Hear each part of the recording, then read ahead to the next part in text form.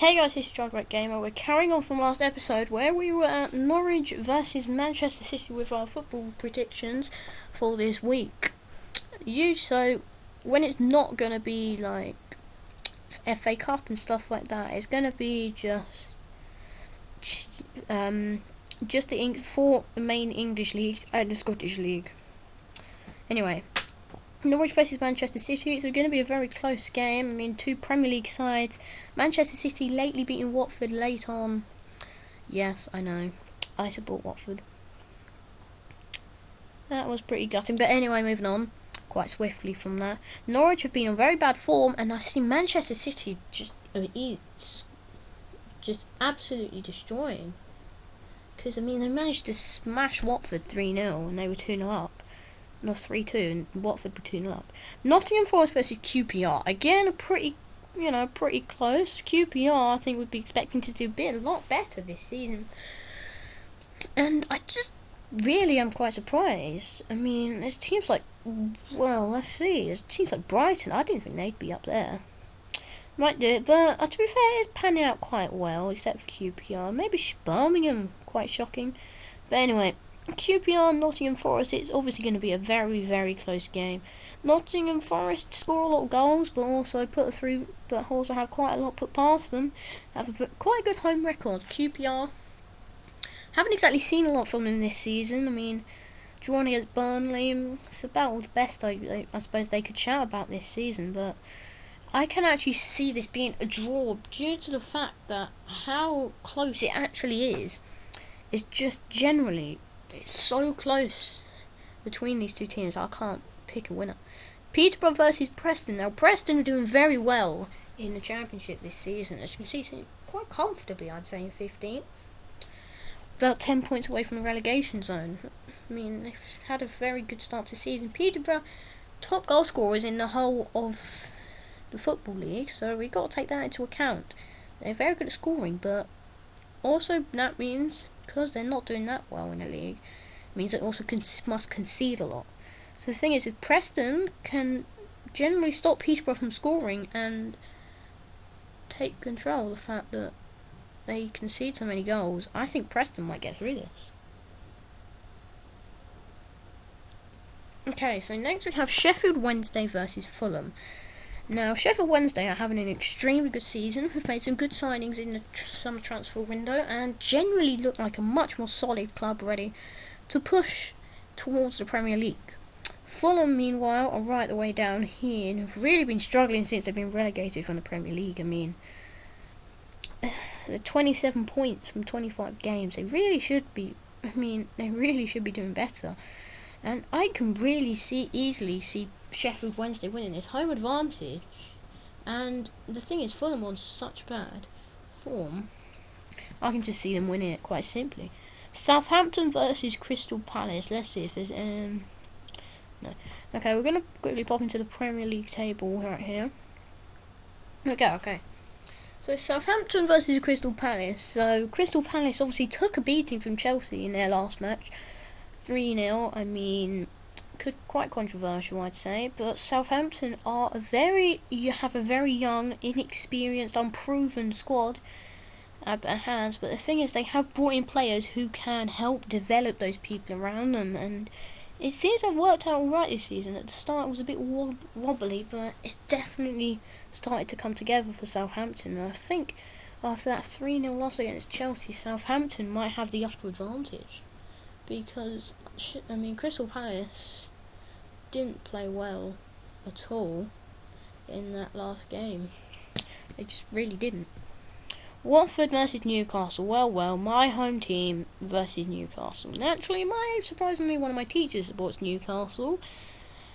I'm not going to her side, I can confirm that. Don't worry.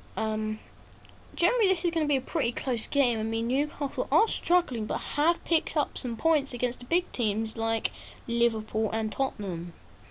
It was Tottenham, wasn't it? Yeah. And generally, I think that Watford have also been struggling. Let's think, they've lost the last two games against, Tottenham and Manchester City. They have two very good squads, and to be fair, very good teams, and to be fair, they put up a pretty good fight against them. Newcastle also but the thing is, Newcastle play well when they're on TV. Thing is, they're not, and Watford have a big home advantage. I am going to go with Watford for this match. West Brom versus Bristol City. Now, naturally, you would say straight up West Brom. I mean, yes, Bristol City are not doing very well, let's face it. Now, West Brom aren't exactly doing that well either. I mean, if you look at their goal difference, it is absolutely appalling. -5. Now, could this give Bristol City a chance to kind of take advantage of how many goals they seem to be conceding? And they don't seem to be scoring enough goals. So, if Bristol City can take part of that, if Bristol City do that, then they might be able to break down the West Brom, but I don't quite see it happening, and I think West Brom are going to get through this quite comfortably in the end. Now, next up we have West Ham versus Wolves. Now, West Ham have had a pretty mixed season.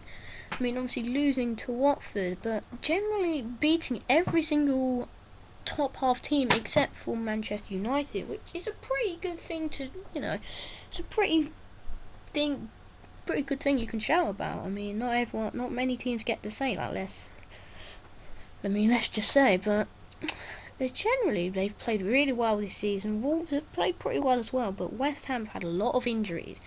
If there's technically still a lot of people injured, this could affect the kind of result they get. But if half their players are back, which seems like is going to be happening, I mean, there's 2 days before these games happen, and well, actually under 2 days now because it's like 9:30. But I think generally West Ham will get through it because the team is starting to slowly come back from injury or suspension, stuff like that. So I think that's going to happen. Finally, wait, is there any more? I don't know.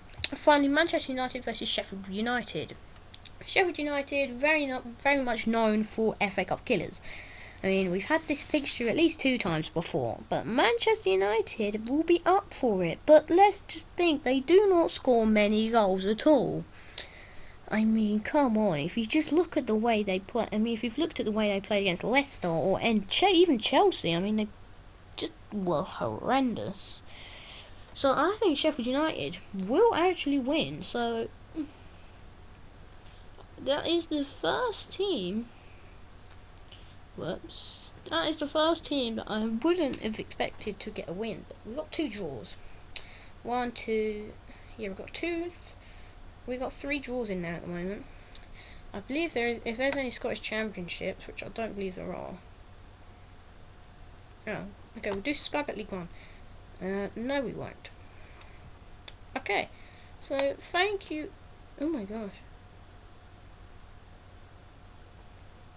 Okay, so there is all my predictions for the football scores this week. If you want to leave a couple of the big teams, like the Arsenal, the Manchester United, or the Watford, Southampton games, because they're obviously pretty big, Norwich. I mean, if you want to, you can put them in the description below, and we'll never know. I'm not betting any money on this because I'm too young, but just generally for fun, see if we can get a couple of scores right. I mean, what I might do is I might keep a tally. If you guys put your predictions some of your predictions in the comments, then you can or perhaps upload them then to YouTube somehow and just give me a link or something, then I will see them. We can always do a table or something, and I can show it cut every episode or something. On probably about 5 o'clock Saturday, we'll be checking to see we'll be checking most of the scores except for this one. And yeah, thank you all for watching, and I'll see you all in the next episode. Bye!